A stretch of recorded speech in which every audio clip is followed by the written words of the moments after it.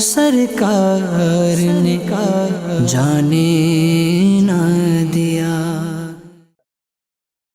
الحمد للہ رب العالمین والصلاة والسلام علی خاتم النبیین اما بعد فاعوذ باللہ من الشیطان الرجیم بسم اللہ الرحمن الرحیم۔ مل کر پڑھیں الصلاة والسلام علیک یا رسول اللہ وعلی آلک واصحابک یا حبیب اللہ۔ الصلاة والسلام علیک یا نبی اللہ وعلی آلک واصحابک یا نور اللہ۔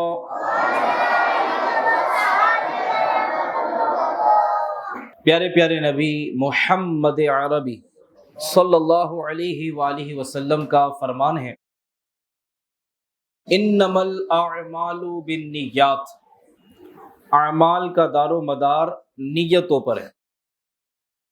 جتنی نیتیں زیادہ ہوں اتنا ثواب زیادہ ملتا ہے، لہذا اچھی نیتیں کر کے ہمیں اچھے کام کرنے چاہیے تاکہ ہمیں ثواب زیادہ حاصل ہو سکے۔ عموماً دیکھا جاتا ہے جس کام میں ثواب زیادہ ہوتا ہے، نیکیاں زیادہ ہوتی ہیں، اس میں سستیاں زیادہ پائی جاتی ہیں، اس میں غفلت زیادہ ہو جاتی ہے۔ لہذا اس کام میں چونکہ محنت زیادہ نہیں بلکہ محنت ہے ہی نہیں، اچھی نیت کرتے ہی بندے کو ثواب ملتا ہے، تو ہمیں اچھی نیتیں کرتے رہنا چاہیے۔ آئیے کچھ اچھی نیتیں کرتے ہیں اللہ پاک کی رضا پانے، ثواب کمانے کے لیے بیان مکمل توجہ کے ساتھ سنیں گے، اور جو باتیں اچھے سے یاد ہو جائیں گی انہیں دوسروں تک پہنچانے کی کوشش بھی کریں گے انشاءاللہ۔ میرے اور آپ کے پیارے نبی صلی اللہ علیہ وآلہ وسلم پر درود و سلام پڑھنے کے بے شمار فضائل اور برکات ہیں۔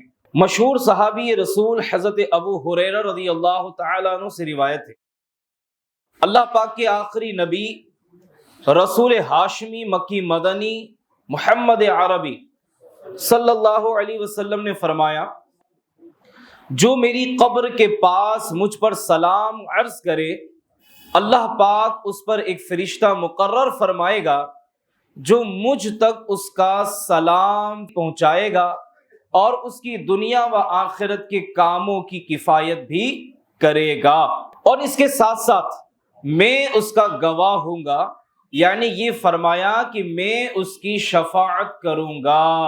پیارے پیارے اور محترم اسلامی بھائیوں، درود پاک کے کیا کہنے، کاش کہ زندگی میں درود پاک پڑھنے کی اہمیت ہمیں سمجھ میں آ جائے اور ہم اٹھتے بیٹھتے چلتے پھرتے اپنے پیارے نبی سوہڑے نبی صلی اللہ علیہ وسلم کی مبارک ذات پر درود پاک پڑھنے میں کامیاب ہو جائے، کہ جس کو اپنے آقا سے جتنی زیادہ محبت ہوگی، جس کو نبی سے جتنی زیادہ محبت ہوتی ہے، وہ اتنا زیادہ درود پاک پڑھتا ہے اور درود پاک کی کثرت کے ذریعے سے اپنے آقا کو یاد کرتا رہتا ہے، حضور کا ذکر کرتا رہتا ہے۔ تو انشاءاللہ حضور کو درود پاک کے ذریعے یاد کرتے رہیں گے، اللہ نے چاہا تو سیدھی اور میٹھی نظر پڑے گی، ہمارے کام بھی بن جائیں گے کہ ہم کثرت سے درود پڑھیں، زیادہ درود پڑھیں، تو انشاءاللہ حضور کی شفاعت بھی ہمیں نصیب ہوگی انشاءاللہ الکریم۔ بلکہ ایک روایت تو میں نے اس طرح بھی پڑھی ہے کہ جس میں مصطفیٰ کریم صلی اللہ علیہ وسلم نے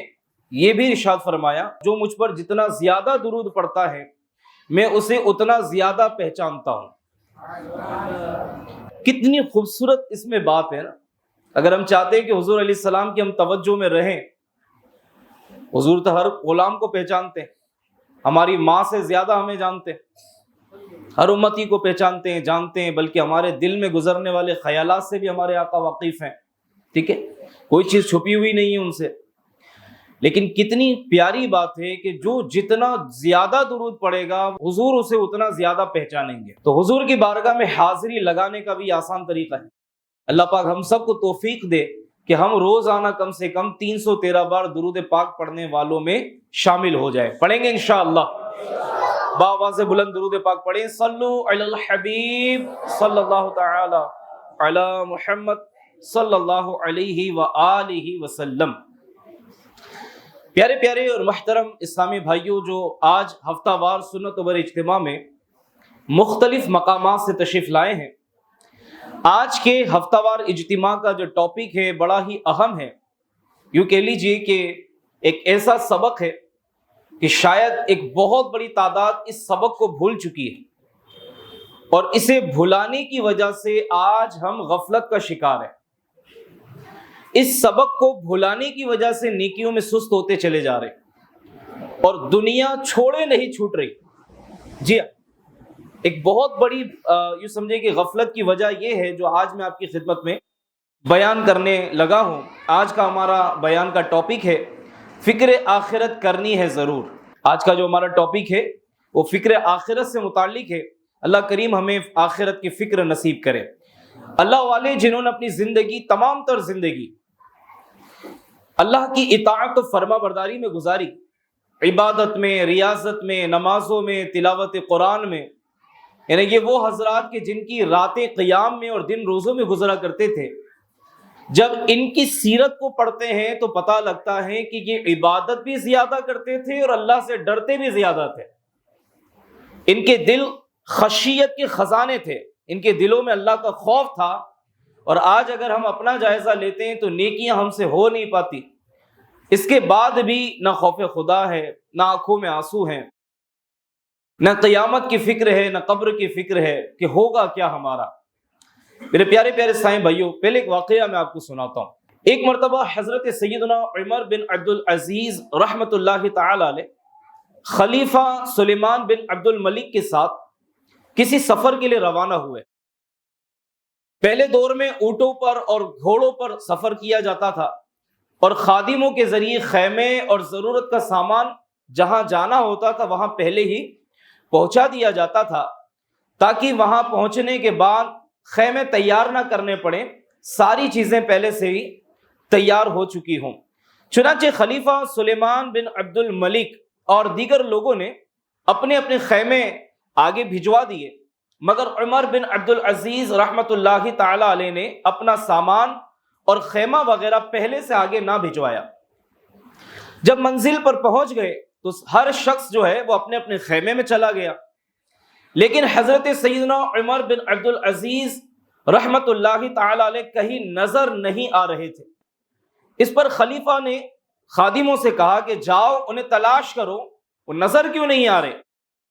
تلاش کیا گیا تو آپ یعنی حضرت سیدنا عمر بن عبد العزیز رحمۃ اللہ تعالی علیہ ایک درخت کے نیچے بیٹھے ہوئے ہیں اور زار و قطار رو رہے ہیں۔ خلیفہ کو اطلاع دی گئی، اس نے آپ کو بلا کر پوچھا، اے ابو حفص عمر بن عبد العزیز، آپ کیوں رو رہے ہیں؟ حضرت عمر بن عبد العزیز رحمۃ اللہ تعالی علیہ نے فکر آخرت میں ڈوبا ہوا سبق آموز جواب دیا، فرمایا مجھے قیامت کی یاد آ گئی ہے، مجھے قیامت یاد آ گئی۔ دیکھیے آپ سب نے خیمے پہلے سے بھیجے تھے، آپ آتے ہی اپنے اپنے خیموں میں چلے گئے، مگر میں نے گھر سے کوئی چیز آگے نہیں بھیجی تھی، اس لیے مجھے یہاں کچھ نہیں ملا۔ قیامت میں بھی یہی حال ہوگا، جس نے جو کچھ آگے بھیجا ہوگا اسے وہی کچھ ملے گا۔ صلو علی الحبیب صلی اللہ تعالی علی محمد صلی اللہ علیہ وآلہ وسلم۔ واقعی یہ حقیقت ہے کہ یہ دنیا ہمارا مستقل ٹھکانہ نہیں ہے، پرماننٹ ٹھکانہ نہیں ہے۔ دنیا یہ آخرت کی کھیتی ہے، یہاں ہم جو بوئیں گے وہی آخرت میں کاٹیں گے۔ ان قریب وہ وقت بس آنے ہی والا ہے جب حضرت اسرائیل علیہ السلام تشریف لائیں گے، ہم لاکھ چاہیں چارہ جوئی کریں، ہاتھ پیر ماریں، کچھ بھی کریں، وہ ہماری روح قبض کر ہی لیں گے۔ پھر جلد ہمیں اندھیری قبر میں تنہا ڈال دیا جائے گا، نہ کوئی ساتھی، نہ پرسان حال، گھوپ اندھیری قبر میں قیامت تک تنہا رہنا ہوگا۔ پھر قیامت کا وہ ہولناک منظر، تانبے کی دہکتی ہوئی زمین، آگ برساتا ہوا سورج، لوگ اپنے ہی پسینے میں ڈبکیاں کھا رہے ہوں گے، پیاس کی شدت سے زبان لٹک رہی ہوگی، کلیجہ منہ کو آ رہا ہوگا، پھر ہمارا اعمال نامہ ہمارے ہاتھ میں تھما دیا جائے گا، سامنا قہر کا ہوگا، اس وقت سب کیا دھرا سامنے آ جائے گا۔ اے عاشقان رسول، ذرا تصور تو کیجئے کہ اس وقت اعمال نامہ نیکیوں سے خالی دیکھ کر کتنی حسرت ہوگی، رہ کر بس یہی خیال آ رہا ہوگا، ہائے میں نے تو زندگی کھیلوں میں گزار دی، آخرت کے لیے کچھ جمع ہی نہ کیا، مجھے فکر بھی تھی تو مال کمانے کی، نیکیاں کمانے کی تو فرصت ملی ہی کہاں، مجھے کاریں خریدنے، کوٹھیاں بنانے کی تو فکر تھی، مگر جنت میں محل بنانے کی فکر نہیں تھی۔ سوشل میڈیا پر، فیس بک پر، یوٹیوب پر تو میں بڑا ایکٹیو تھا، گناہوں بھرے کام کرنے کے لیے تو بڑا وقت نکال لیا کرتا تھا، نماز و تلاوت و نیک اعمال کے لیے کبھی فرصت ہی نہ ملی، آفس جانے کے لیے تو آنکھ کھل جاتی تھی، لیکن تہجد کے لیے، نماز فجر کے لیے میری آنکھ نہ کھلتی تھی۔ اے میرے پیارے پیارے اسلامی بھائیوں، اس وقت کیسی حسرت ہوگی کہ زندگی کے ایک ایک عمل کا جواب دے بھی ہونا ہے، اس بارے میں تو کبھی ہم نے سوچا ہی نہیں تھا۔ قبرستان سے گزر ہوتا تھا مگر دل میں غفلت جمائے، سر جھکا کر چپ چاپ گزر جایا کرتا تھا، جنازوں میں شرکت کے مواقع بھی ملتے تھے مگر ان سے عبرت حاصل نہیں کرتا تھا، گلی محلے میں اپنے دوست احباب، عزیز رشتہ داروں، بلکہ اپنے گھر سے بھی جنازے اٹھتے دیکھا، مگر میں نے بھی مرنا ہے اس کا تو کبھی خیال ہی نہیں آیا تھا۔ زندگی غفلت میں گزار دی، اب اعمال نامہ خالی ہے، کاش میں نے دنیا میں فکر کر لی ہوتی، کاش میں نے دنیا میں قرآن پڑھ لیا ہوتا، کاش میں نے دنیا میں زیادہ سجدے کر لیے ہوتے۔ اے میرے پیارے پیارے اسلامی بھائیوں، سنیے قرآن کریم کیا کہہ رہا ہے۔ اللہ پاک ارشاد فرماتا ہے، یا لیتنی قدمت لحیاتی، اللہ قرآن میں اللہ نے فرمایا، ہائے کسی طرح میں نے جیتے جی نیکیاں آگے بھیجی ہوتی۔ کہ اس وقت بندہ کیا کہہ رہا ہوگا، ہائے کسی طرح میں نے جیتے جی نیکیاں آگے بھیجی ہوتی، کیونکہ نیکیاں کرنے کی جو جگہ ہے، نیکیاں کرنے کا جو مقام ہے وہ دنیا ہے، دنیا دارالعمل ہے، کہ جہاں نیکیاں کرنی تھی، جہاں آخرت بنانی تھی، جہاں قبر کو جنت کا باغ بنانے کے لیے کوششیں کرنی تھی، وہاں ہم نے وہ سارا وقت صرف دنیا بنانے میں گزار دیا، صرف دنیا کے علوم و فنون سیکھنے میں گزار دیا، بینک بیلنس بنانے میں، دنیا سجانے میں، گھر کو ڈیکوریٹ کرنے میں، خود کو ڈیکوریٹ کرنے میں، جوانی کو دیوانی بنا کر بس دنیا ہی کے گلچھرے اڑانے میں گزار دی۔ ہائے افسوس کہ اب تو کچھ ہو نہیں سکتا، کہ اب کہتے ہیں چڑیا چگ گئی کھیت، کہ جب دنیا سے بندہ چلا گیا تو دوبارہ واپسی نہیں ہے، دوبارہ واپس نہیں آ سکے گا۔ اور اب ظاہر ہے کہ جب یہ بندہ دنیا سے جاتا ہے نا، تو جب یہ نزاع کی کیفیت میں ہوتا ہے، اس وقت اس کے اعمال اس کے سرہانے آ جاتے ہیں، اور جب یہ انتقال کر جاتا ہے تو اس کے ساتھ ساتھ اس کے اعمال بھی قبرستان کی طرف جا رہے ہوتے۔ جب اس بندے کو قبر میں اتار دیا جاتا ہے تو اس کے وہی اچھے اور برے اعمال جو اس نے زندگی میں کیے تھے اس کے ساتھ قبر میں چلے جاتے ہیں۔ اب اس کے دوست، اس کے رشتہ دار، اس کے ماں باپ، اس کے بھائی، اور وہ لوگ جو اس کے نخرے اٹھاتے تھے، اسے لیے گھومتے تھے، اس کی ایک آواز پہ آدھی رات کو اٹھ کر بھی آنے کے لیے تیار تھے، آج وہ اس کو اندھیری قبر میں اتار کر ایسے پلٹ کر جاتے ہیں دوبارہ دیکھنے تک نہیں آتے۔ اولاد ہے تو باپ کی قبر پہ جانے کے لیے تیار نہیں ہے، سگا بھائی دنیا سے چلا گیا، کون قبر پر جاتا ہے فاتحہ پڑھنے، ایصال ثواب کرنے کے لیے؟ ارے لوگ قبریں بھول جاتے ہیں، اپنے باپ کی قبر بھول جاتے ہیں کدھر دفنایا تھا۔ یہ حالات ہیں ہمارے سماج کے۔ تو جو عمل کرنا ہے وہ جیتے جی کرنا ہے۔ یہ ہاتھ رکھ کر کبھی اپنے آپ سے بات کر لیا کریں دل پر، یہ جو دھڑکن ہاتھ رکھ کر محسوس ہو رہی ہے نا، یہ جو دل دھڑک رہا ہے، کبھی اپنے آپ سے کہیں کہ جب تک یہ دھڑک رہا ہے تب تک نیکیاں کرنے کی مہلت ہے۔ جس وقت جس گھڑی یہ دھڑکنا بند کر دے گا اس وقت کیا ہوگا؟ سبحان اللہ، کتنی دیر لگی بولنے میں؟ اتنا بولنے کی بھی گنجائش نہیں ہوگی، استغفراللہ نہیں پڑھ سکے گا. کیوں؟ دل کی دھڑکنیں بند ہو گئی، بندہ ختم، اب چاہ کر بھی کچھ نہیں ہو سکتا. تو اے میرے پیارے پیارے اسلامی بھائیو، دنیا کیا ہے؟ دار العمل ہے، یہ کھیل کود کی جگہ نہیں ہے. جہاں میں ہے عبرت کے ہر سو نمونے، مگر تجھ کو اندھا کیا رنگ و بو نے. کبھی غور سے بھی یہ دیکھا ہے تو نے، جو آباد تھے وہ محل اب ہے سونے. جگہ جی لگانے کی دنیا نہیں ہے، یہ عبرت کی جا ہے تماشا نہیں ہے. آج لوگوں نے اسے تماشا بنا کے رکھا ہوا ہے. میرے پیارے بھائیوں، یہ تماشا نہیں ہے. جس دن زندگی ختم ہو گئی اس وقت حقیقت میں آنکھیں کھل جائیں گی. ابھی آنکھیں کھلی ہے نا، لیکن یہ کھلی آنکھوں والا بھی غافل ہے، یہ سویا ہوا ہے غفلت کی نیند.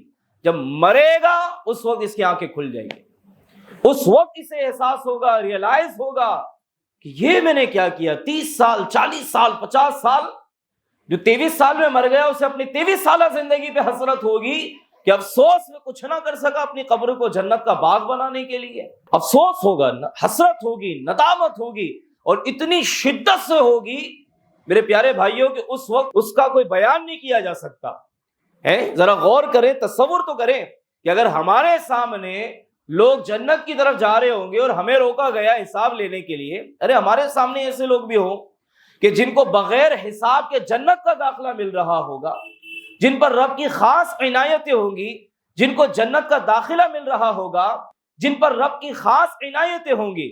اس وقت ہمیں اپنے کیے پہ شرمندگی ہو رہی ہوگی کہ کاش میں نے چند سالہ زندگی غفلت میں نہ گزارا ہوتا، کچھ کر لیا ہوتا آخرت کے لیے. مولانا لوگ بولتے رہے، مبلغین بولتے رہے، بیان کے ذریعے سمجھاتے رہے، انفرادی کوشش کے ذریعے سمجھاتے رہے. کبھی جناب ہفتہ وار اجتماع میں آتا تھا تو سمجھاتے تھے، قافلے میں لے جانے کے لیے بولتے تھے. کاش میں نے مان لی ہوتی. بہرحال اے میرے پیارے اسلامی بھائیوں، اللہ تعالی ہمیں عقل سلیم عطا فرمائے. پارہ 25 سورہ شورى میں آیت نمبر 20 میں اللہ تبارک و تعالی ارشاد فرماتا ہے، ترجمہ کنز الایمان، جو آخرت کی کھیتی چاہے. بڑی توجہ سے سنیے گا، اللہ کرے یاد ہو جائے، ان کو یاد رہ جائے. جو آخرت کی کھیتی چاہے ہم اس کے لیے اس کی کھیتی بڑھائیں، اور جو دنیا کی کھیتی چاہے ہم اسے اس میں سے کچھ دیں گے، اور آخرت میں اس کا کچھ حصہ نہیں. کتنا جھنجھوڑنے والا یہ ترجمہ ہے. پھر سے بیان کرتا ہوں، جو آخرت کی کھیتی چاہے ہم اس کے لیے اس کی کھیتی بڑھائیں، اور جو دنیا کی کھیتی چاہے ہم اسے اس میں سے کچھ دیں گے، اور آخرت میں اس کا کچھ حصہ نہیں. صحابی رسول سلطان المفسرین حضرت عبداللہ بن عباس رضی اللہ تعالی عنہما اس آیت کریمہ کی تفسیر فرماتے ہیں، جو بندہ دنیا کو آخرت پر ترجیح دے، دنیا کو آخرت پر امپورٹنس دے، مثلا دنیاوی مستقبل کی فکر تو کرے، دنیا کے مستقبل کی فیوچر کی فکر تو کرے، مگر آخرت کے کامیابی کی فکر نہ کرے، اس کے لیے آخرت میں کچھ حصہ نہیں. اللہ اللہ. ہاں اس کے لیے جہنم ہے. ساتھ ہی ساتھ یہ وبال بھی ہے کہ دنیاوی مستقبل یعنی دنیاوی فیوچر کے لیے اس کی فکروں کا کچھ نتیجہ نہ نکلے گا. اسے دنیا میں صرف وہی کچھ دیا جائے گا جو پہلے سے لکھا جا چکا ہے. صحابی رسول حضرت ابو ہریرہ رضی اللہ عنہ سے روایت ہے، اللہ پاک کے پیارے پیارے آخری نبی صلی اللہ علیہ وسلم نے پارہ 25 سورہ شورى کی یہ آیت مبارکہ تلاوت فرمائی، من کان یرید حرث الآخرۃ نزد لہ فی الحرث. ترجمہ کنز الایمان، جو آخرت کی کھیتی چاہے ہم اس کے لیے اس کی کھیتی بڑھائیں. پھر فرمایا، اللہ پاک فرماتا ہے، اے ابن آدم، دنیاوی فکریں چھوڑ کر، آج ہم لوگ جو پریشان ہیں دنیاوی فکروں میں گھرے ہوئے، دیکھ میرے اور آپ کے پیارے نبی صلی اللہ علیہ وسلم کیا ارشاد فرما رہے ہیں. فرماتے ہیں، اللہ پاک فرماتا ہے، اے ابن آدم، دنیاوی فکریں چھوڑ کر عبادت کے لیے فارغ ہو جاؤ، تمہارے سینوں کو مالداری سے بھر دیا جائے گا. اور اگر تم ایسا نہیں کرو گے، مثلا دنیاوی فکروں میں لگے رہو گے، صرف دنیاوی مستقبل کی ہی سوچتے رہو گے، تو تمہارے دل کو مصروفیت یعنی دنیاوی مشغولیت سے بھر دیا جائے گا۔ میں اور آپ غور کریں، اس سے نظارے عام ہے کہ جس کے دل پر دنیا ہی نے پوری طرح قبضہ کر کے رکھا ہے، دنیا کی دولت نے، دنیا کی شہرت نے، مال مرتبے کی ہوس نے، اس نے دل پر قبضہ کر کے رکھا ہوا ہے، کہ جس کے دل پر ان چیزوں نے قبضہ کر کے رکھا ہے، جو دنیاوی فیوچر اور دنیاوی مستقبل کی تیاریوں میں اتنا فکر مند ہو گیا کہ آخرت کی فکر سے غافل ہو گیا۔ آج آپ دیکھیں وہ پورا دن کچھ بھی کر لے، 10 نہیں 15 گھنٹے کام کر لے، اس کا پورا ہی نہیں ہوتا، اس کے مسائل حل ہی نہیں ہوتے، پریشانیاں، بیماریاں، ناچاکیاں، گھریلو مسائل ختم ہی نہیں ہوتے۔ لیکن ایسے لوگوں کو بھی آپ دیکھیں، کبھی سروے کر لیں آپ، کہ جو عبادت میں، ریاضت میں، صبر و شکر میں، قناعت میں، توکل کے ساتھ اللہ کی رضا پر راضی رہتے ہوئے زندگی گزار رہے ہیں، دکھ ہو سکھ ہو کچھ بھی ہو جائے، وہ مسجد کی حاضری سے محروم نہیں ہوتے، ان کی تلاوت کا ناغہ نہیں ہوتا، اوراد و وظائف کا ناغہ نہیں ہوتا۔ ان کو دیکھ لیجئے، بظاہر ان کے پاس کوئی بہت بڑی کوٹھی نہیں ہوگی، کوئی بہت عالی شان محل نہیں ہوگا، کوئی بہت بڑا بنگلہ نہیں ہوگا، کوئی بہت زیادہ گاڑیاں نہیں ہوں گی، انہیں لوگ اتنا زیادہ جانتے بھی نہیں ہوں گے، لیکن چونکہ دل فکر آخرت سے معمور ہے، اللہ تعالیٰ نے ان کے دلوں کو غنا سے بھر دیا ہے، اللہ نے ان کی ضرورتوں کو پورا کر دیا ہے، وہ جو چاہتے ہیں ان کو مل جاتا ہے، ان کی ضرورتیں پوری ہو جاتی ہیں، انہیں کسی کے آگے ہاتھ نہیں پھیلانے پڑتے، اللہ ان کی ضرورتوں کو پوری کر دیتا ہے، ان کے کاموں کو آسان کر دیتا ہے۔ اے میرے پیارے بھائیوں، میرے اور آپ کے سچے نبی نے یہ ارشاد فرمایا کہ اے ابن آدم، اللہ فرماتا ہے اے ابن آدم، دنیاوی فکر چھوڑ کر عبادت کے لیے فارغ ہو جاؤ، تمہارے سینوں کو مالداری سے بھر دیا جائے گا۔ پھر دیر کس بات کی ہے؟ آؤ مل کر اللہ کی عبادت کرتے ہیں، آؤ اپنی زندگی کا مقصد حیات سمجھتے ہوئے بس جس رب کا ہم نے کلمہ پڑھا ہے، جس رب کو ہم نے ایک مانا ہے اور وہی عبادت کے لائق ہے، اس کے علاوہ کوئی عبادت کے لائق نہیں ہے، اور اس رب کی پہچان ہمیں رسول شاندار صلی اللہ علیہ وسلم نے کروائی ہے۔ ہم حضور علیہ السلام کی تعلیمات کے مطابق زندگی گزاریں گے، جو باتیں حضور کی ہم تک پہنچتی ہے ہم اس پر عمل کریں گے، انشاءاللہ اللہ نے چاہا تو ہمارے دنیاوی کام بھی بنتے چلے جائیں گے، اللہ نے چاہا تو دنیا میں بھی بیڑا پار ہوگا، آخرت میں بھی انشاءاللہ بیڑا پار ہو جائے گا۔ کیونکہ یاد رکھیے گا کہ صرف دنیا ہی کی فکر میں لگے رہنا، صبح اٹھے تو دنیا، دن میں دنیا، رات میں دنیا، دکان میں جائے تو ہائے دنیا ہوئے دنیا، گھر میں بیوی بچوں کے ساتھ، والدین کے ساتھ بیٹھا ہے تب بھی دنیا دنیا، کیا ہو گیا ہم کو یار؟ یاد رکھیے گا دنیاوی فکروں میں رہنا ہلاکت کا سبب ہے۔ صحابی رسول عبداللہ بن مسعود رضی اللہ تعالی عنہ سے روایت ہے کہ ہم سب کے پیارے اور آخری نبی محمد عربی صلی اللہ علیہ وآلہ وسلم نے فرمایا، جس نے اپنی تمام فکروں کو صرف ایک فکر یعنی فکر آخرت بنا دیا تو اللہ تبارک و تعالی اسے اس کی دنیا کی فکر کے لیے کافی ہے۔ جیسے اپنی تمام فکروں کو ایک فکر آخرت بنا دیا، اس کے لیے اللہ تبارک و تعالی اس کی دنیا کی فکر کے معاملے میں اللہ کافی ہے، اور جس کی فکریں دنیا کے احوال میں مشغول رہے تو اللہ پاک کو اس کی پرواہ نہیں ہوگی کہ وہ کس وادی میں ہلاک ہو رہا ہے۔ ڈرنے اور ڈرانے والی بات ہے۔ اے میرے پیارے پیارے اسلامی بھائیوں، اے عاشقان رسول، غور کرنے کا مقام ہے۔ ہم نے کھانا کہاں سے ہے، پہننا کیا ہے، صبح کو کھایا تو شام کو کہاں سے آئے گا، مستقبل کیسا ہوگا، بڑھاپا کیسا گزرے گا، بچوں کا فیوچر کیسا ہوگا، ایک کاروبار چل پڑا ہے اب دوسرا کیسے چلے گا، ایک جگہ سے اچھی آمدنی آلریڈی ہو رہی ہے، آمدن کے مزید ذرائع کیسے کھولے جائیں، کار کوٹھی بنگلہ کیسے ملے گا، کاش میں راتوں رات امیر ہو جاؤں، وغیرہ وغیرہ ہزار قسم کی فکریں ہم دل میں پال کر رکھتے ہیں۔ انہی فکروں میں صبح ہوتی ہے، انہی فکروں میں رات ہوتی ہے، اور زندگی یوں ہی تمام ہوتی ہے۔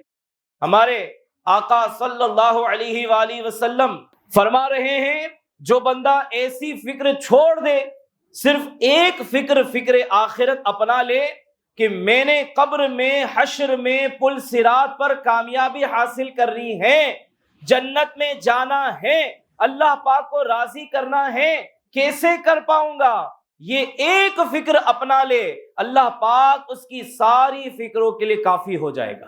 اور جو بندہ یہ ایک فکر نہ اپنائے بلکہ دنیاوی فکروں ہی میں پڑا رہے، اللہ پاک کو اس کی کچھ پرواہ نہیں کہ وہ کس وادی میں ہلاک ہوتا ہے۔ کہ یہ بات تو ہم پر ظاہر ہو گئی کہ دنیا کی فکروں میں پڑے رہنا اور دنیاوی مشاغل میں اپنا آپ کو اتنا انگیج کر لینا کہ ہمیں قبر و آخرت کی فکر نہ رہے، یہ بہت بڑے نقصان کا سبب ہے۔ آخرت کی چاہت والے بننے چاہیے ہم کو۔ ہمیں کیا بننا چاہیے؟ آخرت کو چاہنے والا۔ مسلمانوں کے چوتھے خلیفہ حضرت علی المرتضیٰ شیر خدا کرم اللہ تعالی وجہہ الکریم نے فرمایا، لوگوں آخرت آ رہی ہے۔ مولا علی کیا فرما رہے ہیں؟ لوگوں آخرت آ رہی ہے، دنیا جا رہی ہے، ان میں سے ہر ایک کے چاہنے والے ہیں، تم آخرت کے چاہنے والے بنو۔ کیا فرمایا؟ تم آخرت کے چاہنے والے بنو، دنیا چاہنے والے مت بننا۔ بے شک آج عمل کا دن ہے، آج حساب نہیں، مگر کل حساب کا دن ہوگا، وہاں عمل نہیں۔ اللہ تبارک و تعالیٰ فرماتا ہے وَبِالْآخِرَةِ هُمْ يُوقِنُونَ، اور آخرت پر یقین رکھیں۔ تو معلوم ہوا جو تقوی والے ہیں وہ آخرت پر ایقان رکھتے ہیں۔ ایقان کا معنی ہے پختہ ترین یقین، جس میں ذرہ برابر بھی شک و شبہ کی گنجائش نہ ہو۔ جب کسی چیز کے متعلق اتنا پختہ یقین ہو جائے تو وہ دل اور دماغ پر چھا جاتی ہے، انسان اس کے خلاف کچھ سوچتا ہی نہیں ہے، اس کے دل و دماغ میں بس وہی چیز چھائی ہوتی ہے، اسی کا قبضہ ہوتا ہے۔ میرے پیارے سامع بھائیو، اپنے وقت کے بہت بڑے امام، ولی کامل حضرت امام حسن بصری رحمت اللہ تعالی علیہ، یہ اہل تقوی میں سے ہے، بڑے متقی، بڑے پرہیزگار، خوف خدا والے بزرگ گزرے ہیں۔ علامہ ابن جوزی رحمت اللہ تعالی علیہ لکھتے ہیں کہ امام حسن بصری جب تشریف لاتے تو یوں لگتا جیسے کسی قریبی دوست کی تدفین سے واپس آئے ہیں، خوف خدا کے سبب، فکر آخرت کے سبب۔ آپ ایسے رہتے جیسے آگ آپ کے سر پر لٹک رہی ہے، ایسے بیٹھتے جیسے کوئی قیدی ہے اور ابھی اس کی گردن مار دی جائے گی، صبح اس حال میں کرتے کہ جیسے ابھی قیامت کی ہول ناکیوں سے گزر کر آئے ہیں۔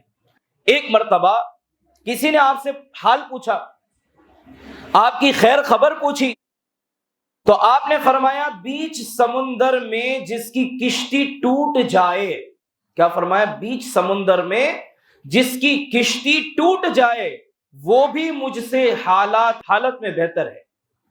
پوچھا ایسا کیوں؟